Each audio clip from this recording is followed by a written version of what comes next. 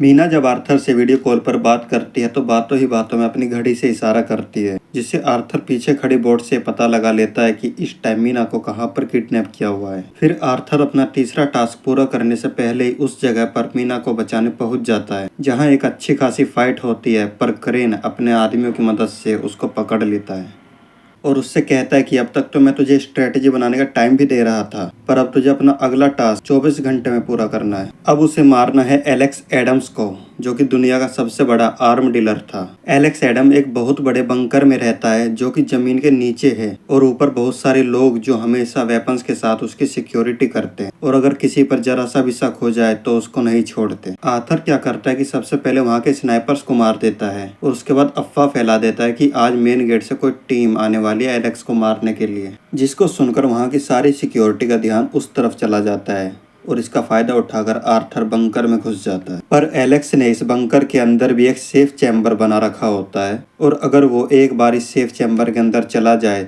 तो वो 24 घंटे तक नहीं खुलता। तो एलेक्स अपनी जान बचाने के लिए उस चैम्बर के अंदर चला जाता है, पर वो अंदर क्या देखता है कि आर्थर पहले से ही वहां पर बैठा हुआ था। आर्थर एलेक्स से बोलता है कि मैं तुम्हें नहीं मारना चाहता, पर मेरी गर्लफ्रेंड और उसके बच्चे तुम्हारे दुश्मन क्रेन की कैद में हैं, तो तुम्हें मेरी मदद करनी होगी। तुम्हें अपनी मौत का ड्रामा करना होगा, जिससे क्रेन को लगेगा कि तुम्हारी मौत हो चुकी है, जिसकी पुष्टि करने के लिए वो अपने आदमियों को यहाँ पर भेजेगा, जिसका फायदा उठाकर मैं अपनी गर्लफ्रेंड को वहाँ से बचा लूंगा। एलेक्स आर्थर की बात मान लेता है, और जैसे ही ये न्यूज टीवी पर आती है तो क्रेन इस बात की पुष्टि करने के लिए एलेक्स के अड्डे पर अपने आदमियों को भेजता है। वहाँ पर काफी तगड़ी फाइट होती है। इसी बीच आर्थर वहाँ से निकल कर क्रेन के वहाँ पहुँचता है और मीना को किसी तरह बचाकर एक सेफ बोट टाइप बंकर में वहाँ से निकाल देता है और खुद क्रेन से निपटने निकल पड़ता है। फिर आर्थर और क्रेन के बीच भी काफी अच्छी फाइट चलती है, जहां क्रेन हार ही जाता है, पर उसने पहले से ही उस बोट पर एक सेल्फ डिस्ट्रक्टिव बॉम्ब लगा रखा होता है। आर्थर क्रेन को वहीं बांधकर भागने ही वाला होता है, पर बॉम्ब फट जाता है। ये नजारा मीना दूर से ही देखती है और रोने लगती है कि एक अच्छे आदमी को उसने खो दिया। अब कुछ महीने बीत जाने के बाद हम देखते हैं कि मीना अपनी पुरानी लाइफ में वापस आ चुकी है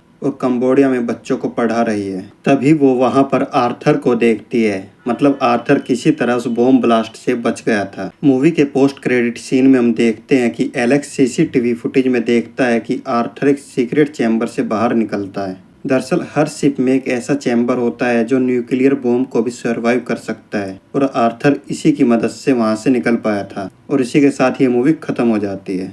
अगर आपको ये मूवी का एक्सप्लेनेशन पसंद आया तो लाइक और सब्सक्राइब करें और कमेंट में बताएं कि नेक्स्ट कौन सी मूवी का एक्सप्लेन किया जाए।